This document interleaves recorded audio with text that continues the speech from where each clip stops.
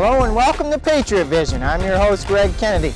Another tough week of out-of-conference action awaited the Patriots last week, so let's get right to the highlights with Patriot Rewind.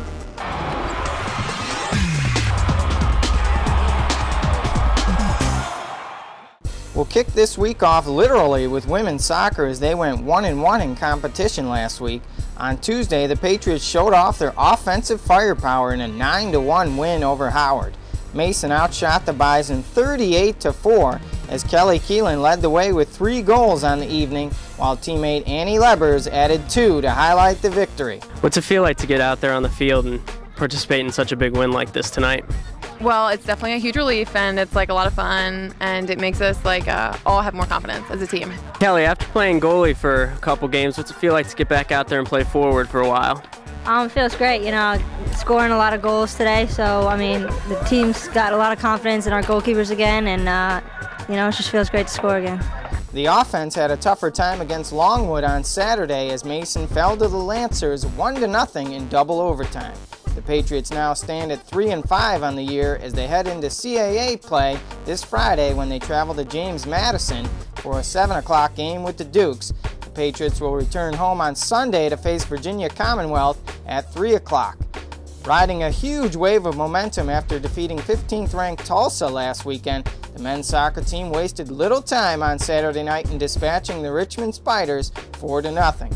George Mason's talented pool of freshman forwards dictated the offensive output, with Axel Levry getting the offense rolling early with a goal in the first 25 seconds of the match. Draymond Washington scored 2 more goals, while Ryan Gracia added the other in the victory.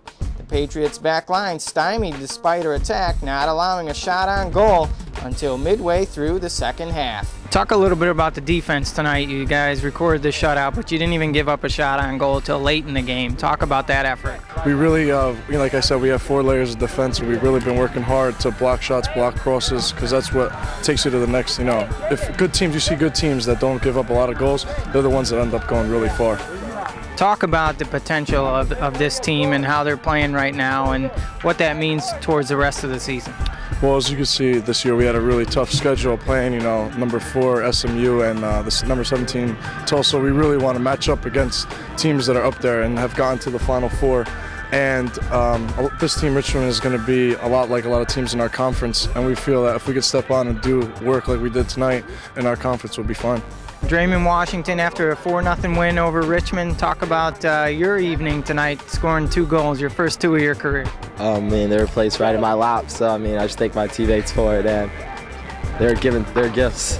Talk a little bit more about your performance and your first 2 goals. What's it? Is this how you thought it would be? No, I was just struggling through practice and every other game. I've been missing good chances. It's hurt me in the past, and to finally get those 2 goals, it helped a lot.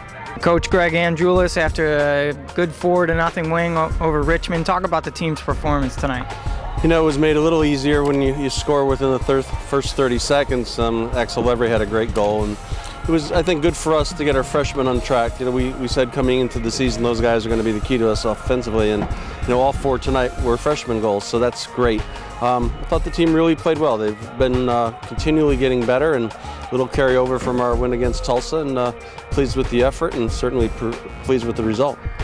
Talk a little bit about upcoming. We've got St. Joe's on Wednesday, and then you start your CAA play on Saturday against VCU. Yeah, St. Joe's is going to be tough. I think they've had about a week off, and they've played a couple teams in our conference that have done pretty well. So it's going to be a tough game. They're a blue-collar team. They're going to come in and give us fits. The nice thing is it's at home, and if we show up and play like we did tonight, we'll be in great shape. And once we get past St. Joe's, then all the attention is to the conference. And VCU is a terrific team. They have a very veteran team, a lot of international players. They're big. They're going to present some interesting matchup dilemmas for us. But, we're small and fast, and if we can play the way we've been playing lately, we'll be fine. Mason will host St. Joseph's this Wednesday at 7 o'clock at George Mason Stadium. Then will open CAA play on Saturday night at 7 o'clock as they welcome Virginia Commonwealth in the Broadside Game of the Week. Women's volleyball played a tough and talented trio of opponents over the weekend at the Indiana University Invitational in Bloomington, Indiana. The Patriots lost all 3 of their matches to Indiana, Cincinnati, and Ball State. The team will open conference play this Saturday night as they host James Madison at 7 o'clock at the Fieldhouse.